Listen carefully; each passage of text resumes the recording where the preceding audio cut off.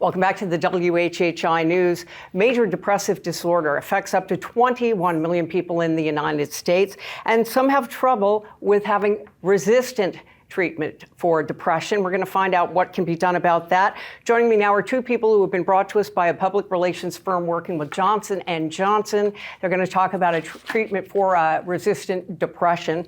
And first we have Dr. Lisa Harding. She's board-certified psychiatrist and medical director of the Mood Institute, and also Mark, who has been dealing with treatment-resistant depression. Thanks to you both for joining me. Dr. Harding, can you give us the symptoms, signs and symptoms of depression?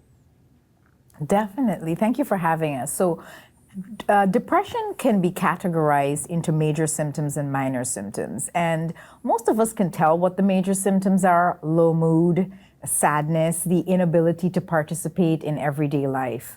The minor symptoms are not the ones you'd really tend to think about. And though depression can affect your sleep. You can suffer from insomnia. It can affect your appetite. It can actually produce the inability to concentrate. And treatment-resistant depression is a combination of those major and minor symptoms where patients have tried but not responded to 2 or more oral antidepressants at adequate dose and duration. And I have been fortunate to have been working with Johnson & Johnson on the treatment Spravato, which is FDA approved since 2019 for treatment-resistant depression.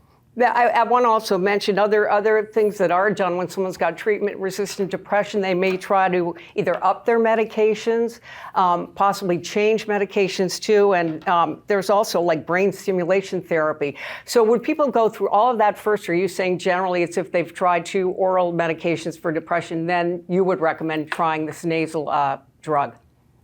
Thank you for bringing that up. In fact, in the United States, we have not really updated our treatment algorithm.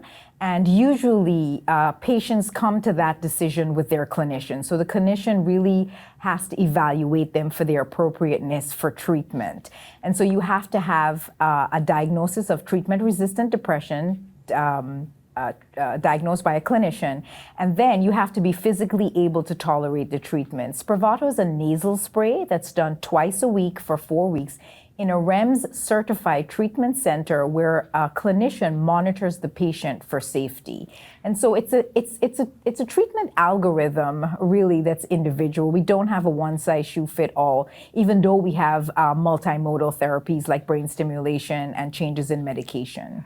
Well, Mark, let me bring you in at this point. You had a treatment-resistant depression. Had you tried things to feel better? How were you feeling? And has this been working for you?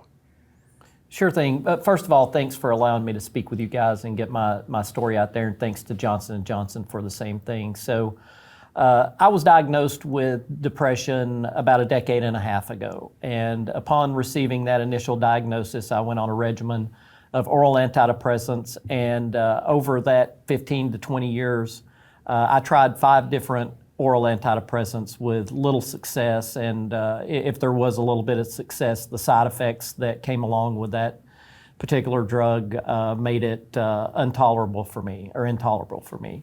So the way depression affected me, and I think a lot of people can relate to this, is in addition to a depressed mood, I had the inability to feel joy, and that's it. Things that I should enjoy, whether it's hobbies, social time with my friends and family, sporting events, concerts, whatever, that I typically enjoyed doing, I would do those things and feel no joy in it. And what that brought about was an inability to look forward to tomorrow and to thrive. So I still lived life, but I lived it as something that I had to push through rather than enjoy every day and look forward to what tomorrow may bring. I want to ask either of you on this. You mentioned it's administered so many times a week for so many weeks. Is this a treatment that goes on forever? Is there a limited amount of time? And what are some of the side effects? We're almost out of time. I hate to say it, but.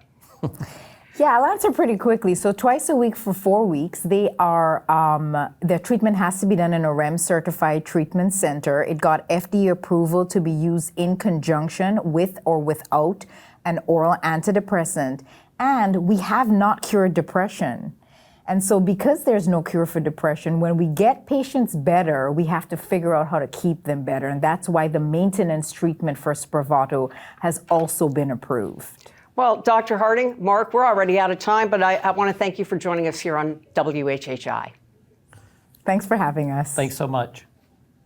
And we'll be back. We're going to talk about spring bird migration here in Beaufort County and Jasper County. Don't go away.